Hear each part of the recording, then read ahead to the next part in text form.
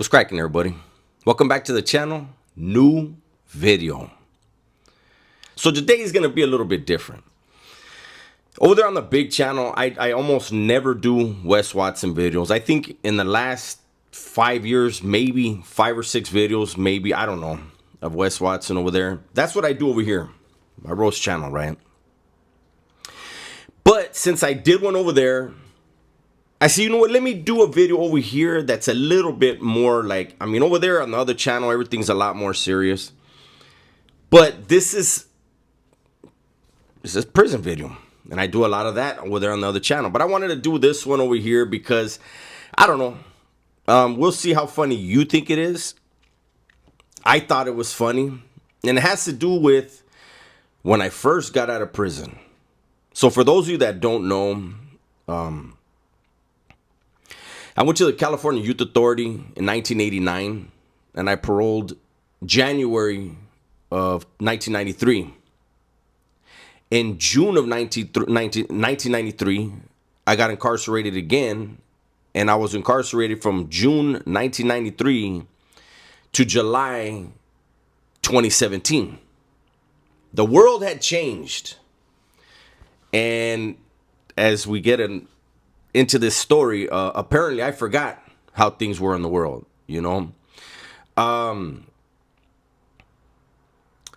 So I had got out, and having had a life sentence, back then, I don't know about now, but back then you weren't allowed to just parole straight back to your family.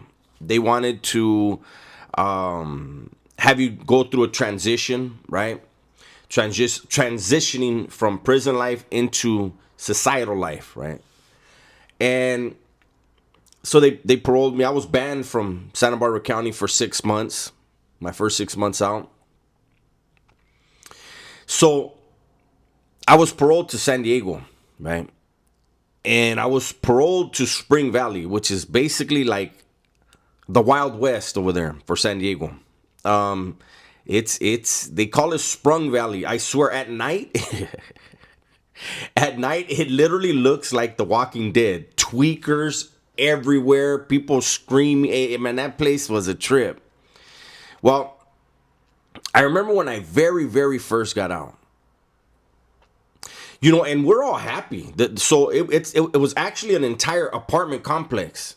Three of the apartment buildings in the upstairs, downstairs, were dedicated to lifers, ex-lifers, long-term offenders, 20 years or more. You were going into one of those buildings, right? One of those apartments. And there were, 1, 2, 3 bedrooms in those apartment buildings, right? Each. And then you had other buildings that were for the guys that were short-termers, and they had to do programs and stuff like that. And I remember one of the first days out, I was sitting there and I was in my room, right? And let me make sure. I was in my room and I was leaning back, and I remember I was like this, and I was chilling. I was leaning back and I was lost in thought. But as I'm lost in thought, I'm knocking on the wall, right? I'm doing one of these. And I remember thinking, the sound of that wall. I said to myself, man, this motherfucking building is about to collapse on us. Oh, cheap ass building. What kind of shit is it? Like, I really got a little attitude about how cheaply made the house was, the apartment was, right?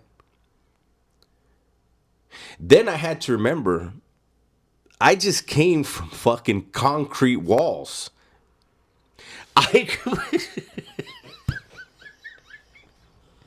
I literally was let down that I was in a shack when I wasn't. There's drywall out here.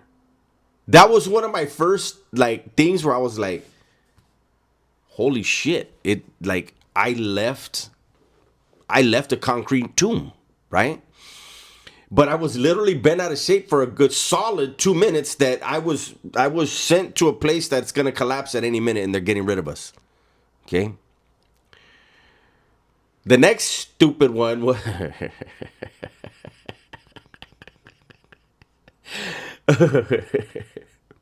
the first night that I was there. And I got in the shower, right? And I'm standing in the shower, and I really felt like my feet were too close together.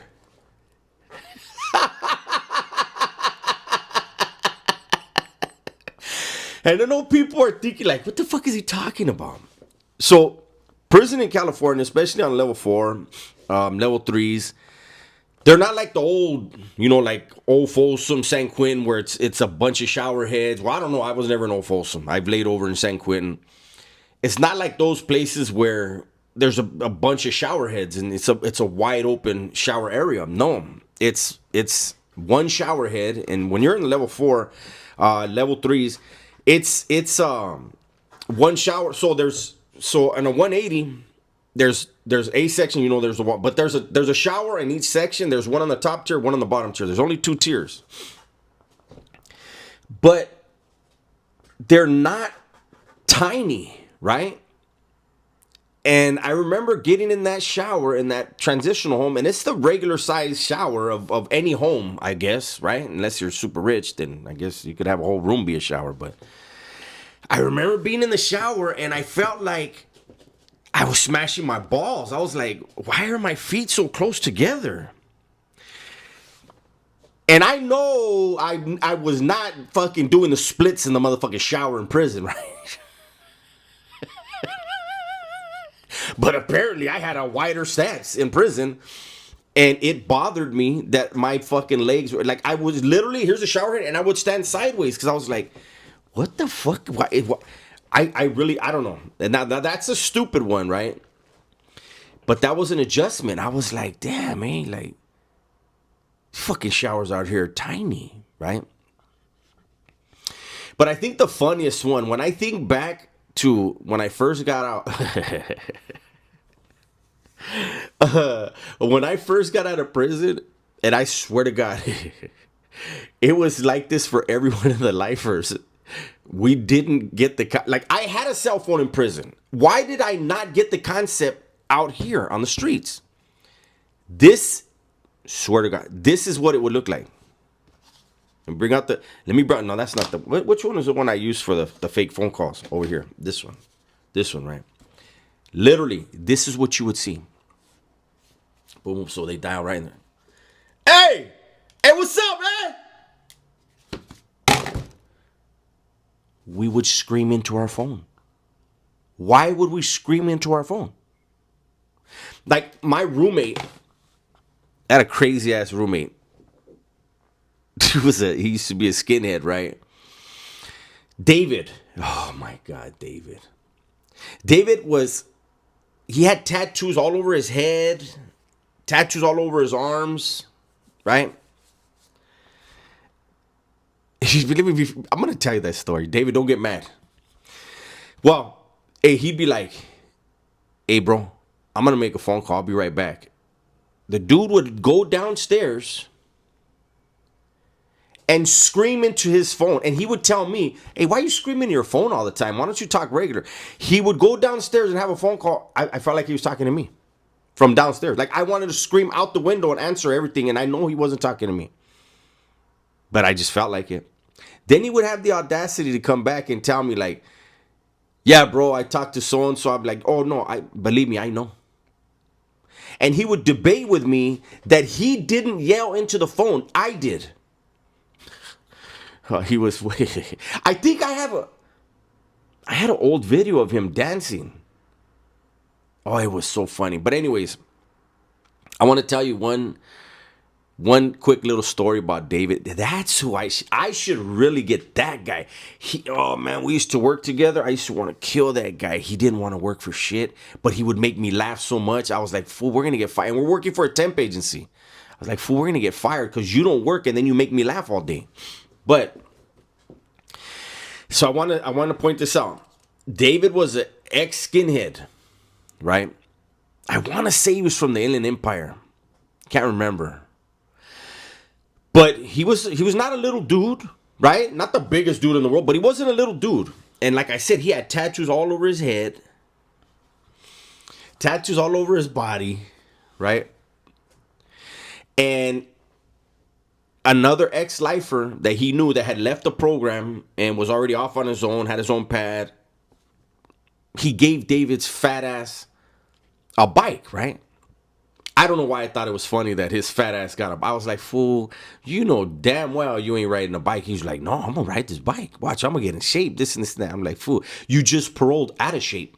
How you gonna parole from jail where you got all day to work out and you're gonna come out here and ride a bike and think you're gonna get a six pack? Are you fucking kidding me right now? You better stop it, right?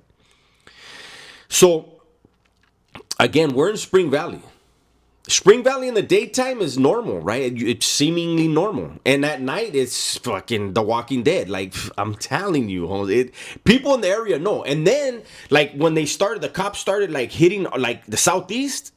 A lot of dudes from the southeast. Southeast San Diego is like LA South Central. That's where all the main barrios and hoods are at, right? And like they started doing injunctions. I don't know what the hell they were doing, but next thing you knew, they had a bunch of dudes from different parts of the southeast San Diego, all over Spring Valley. Things got a little wild, but this is before that part. This is just when it was like The Walking Dead, and there's Bloods in that area. I believe it's Skylines are near there, right? And this fool tells me one night. He says, hey, I'm going to go down to the store. I'll be right back. Now, anybody that knows, right there on Hammershaw, there's the shopping center. And so there goes David's fat ass on a fucking bike, right? He takes off, and we're in the little quad area. For some reason, that night I didn't take off. I have my own car, everything. I just was chilling, and we're in the quad bullshitting. I'm on the phone, and I'm like, damn. David's been gone a little while. Listen, I want him going back up to my room. Later on, David shows up, right?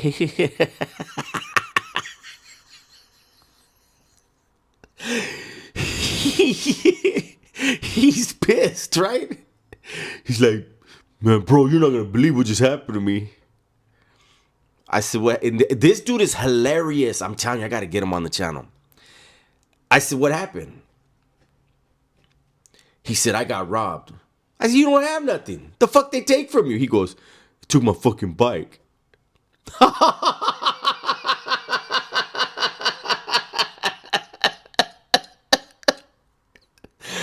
I said, Holmes, you're a convicted killer. Like you're tatted back. Like, how do you get? You should have got killed in the process. Like, I don't understand. How did you get? Guys, check the story out. I said, how in the fuck did you get robbed? He goes, man, I went down there, and I got what I wanted. He goes, and I decided to go around the back way. And I was like, the dark way where there's no lighting and nothing, like no street light, nothing. He goes, yeah. I said, okay, yeah. It's starting to make sense. He said as he was riding his bike with this little bag of groceries, whatever the fuck he bought. Who knows what that fucking crazy bastard. You guys, listen. Hold it together, okay? Because I might not be able to. As he was riding the bike, there was a group of I guess they were Bloods, a few black guys, right? And he saw him, and he was like, hey, all right, what's up, bro? And as he's saying what's up to him, a woman jumped in front of him, slammed her hands into his handlebars, knocked him off the bike, and took his bike. A woman!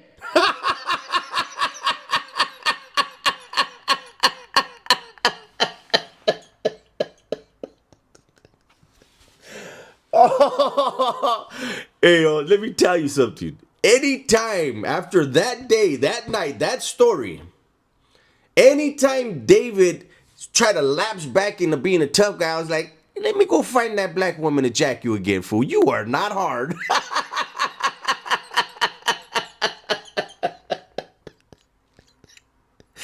Oh, he's gonna probably see this video. I haven't talked to him in a while. I should call him. I should call him and give him the heads up I didn't say his last name. I should call him and give him the heads up that I told the story about when the black woman, the blood jacked his fucking ass. It's crazy to me because he's a convicted killer. I guess the best thing we can get out of it is he's fucking reformed as hell, right? I would have had to get my ass whooped at least. Like I would have came back lumped up so somebody could ask me what happened. I wouldn't have to go in there pouting like, you ain't gonna believe what happened to me. And then the story, and I would have left that part out. Telling you right now. Anyways, man, that's my video for today. Hopefully you guys got a kick out of that. I did. That was my re-entry into society. Thank God nothing like that happened to me. Sheesh. But that's my video for today. Hopefully you guys enjoyed it. Everybody, please be safe, be smart, and tell the ones you love that you love them, man. I'm out of here.